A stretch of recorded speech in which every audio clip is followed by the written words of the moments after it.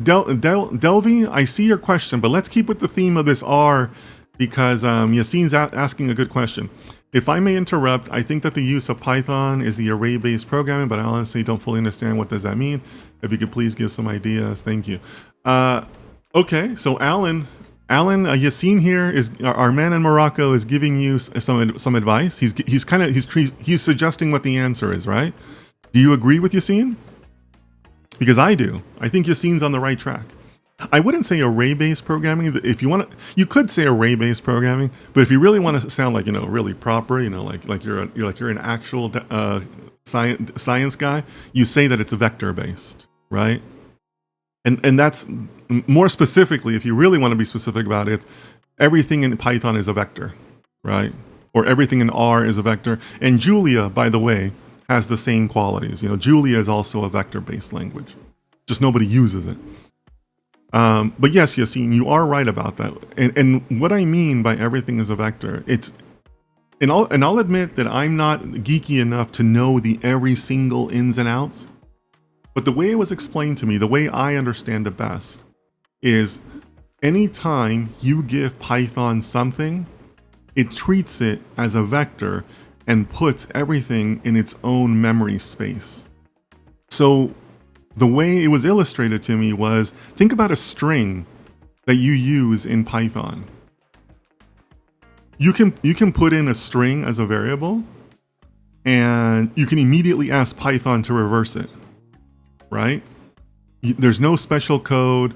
There's nothing you have to do in order to say, okay, take that string and reverse it.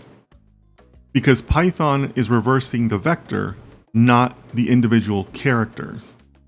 Because the individual characters is what you'd have to do in a language like Java, right? Because the way you replicate it in a language like Java or like one of the non-vector based languages, right? I don't want to pick on Java. It could be like C# or whatever. Is you'd have to like write an array, write an iterator, right? Like a loop, and say, okay, now loop through that and take the last character, put it first, and do that until you run out of characters, right? Because Java does not see it as a vector. Not every character has its own memory space. So you can't reverse the memory space, right? Whereas in Python, you can do that. Everything is a vector, so in memory, it just reverses the vector and gives you the value.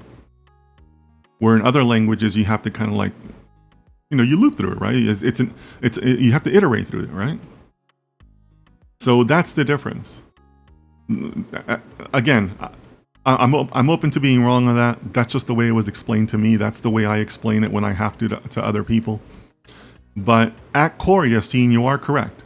It's one of the vector-based languages. And that's why nobody basically does that in Java. You could be doing it in Java. It's just like 10 times more code because now you're writing all these loops, all these iterators that you have to do to replicate some of the stuff that's like literally like not even a line of code. It's just an operator you can add to the end of your string or to the end of your command, right? Because you know how Python's really convenient with like the different operators you can string together, right?